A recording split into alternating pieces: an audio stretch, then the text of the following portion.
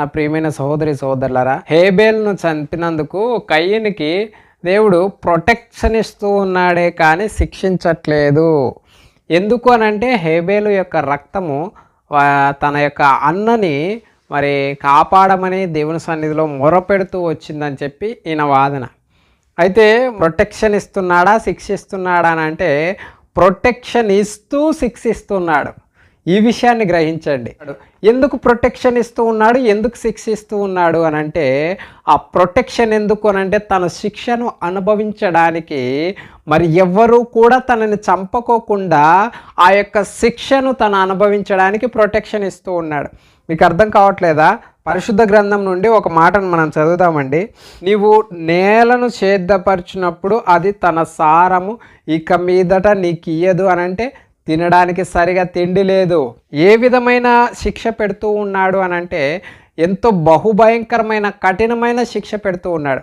అటు చావలేక అటు బ్రతకలేక, అటు బ్రతకాలి అని అంటే ఆహారం కావాలి, అటు బ్రతకడానికి అవకాశం ఇవ్వట్లేదు, ఇటు చావడానికి ఎవరైనా చంపేస్తారని అంటే తనకు గుర్తు వేస్తూ వచ్చాడు. ఇటు చావడానికి అవకాశం లేదు, ఇటు బ్రతకడానికి అవకాశం లేదు. హేబేలును చంపినందుకు కయీను యొక్క పరిస్థితి ఎట్లు ఉంది అని అంటే ఎంతో బహుభయంకరంగా మారిపోతూ వస్తుంది.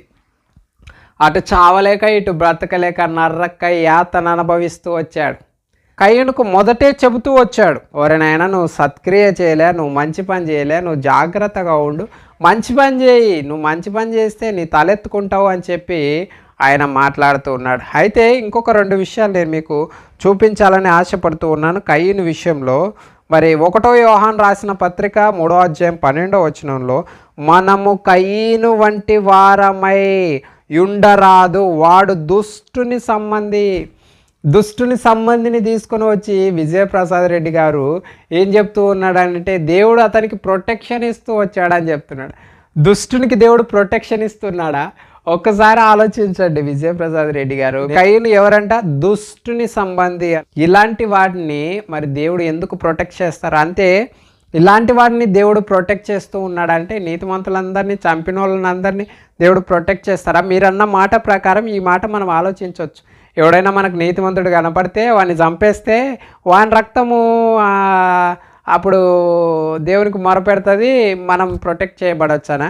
మీరన్న మాటకు అర్థం అదే వస్తుంది విజయప్రసాద్ రెడ్డి గారు. ఒక్కసారి ఆలోచించండి. అంటే మరి ఇప్పుడు దుర్మార్గులంతా పోయి, తప్పుతో నడిచేవారంతా పోయి, తమ యొక్క ప్రవర్తన చెడుతనంగా ఉన్నవారందరూ పోయి నీతిమంతులను చంపేయండిరా అని చెప్తున్నారా ఏంటి మీరు? నాకు అర్థం కావట్లేదు. నీతిమంతులను చంపేయడం వల్ల మీకు ప్రొటెక్షన్ వస్తుందని చెప్తున్నారా ఏంటి? అర్థం కావట్లేదు. ఒక్కసారి ఆలోచించండి. నీతిమంతులను చంపితే ప్రొటెక్షన్ వస్తుంది అన్న మీ మాటకు మరి చాలా బాధపడాల్సిన విషయం. ఎందుకు అనంటే కయీను విషయంలో చావడానికి అవకాశం లేదు, ఇటు బ్రతకడానికి అవకాశం లేకోకుండా తనకిచ్చిన శిక్షను అనుభవిస్తూ వచ్చాడు. అటు చావలేక ఇటు బ్రతకలేక శిక్షను అనుభవిస్తూ వచ్చాడు కయీను. సత్యమేదో గ్రహించడానికి ప్రయత్నం చేయండి. సత్యం వైపు మీరు నిలబడాలని చెప్పి నేను మనస్ఫూర్తిగా కోరుకుంటూ సెలవు తీసుకుంటా ఉన్నాను. Praise the lord.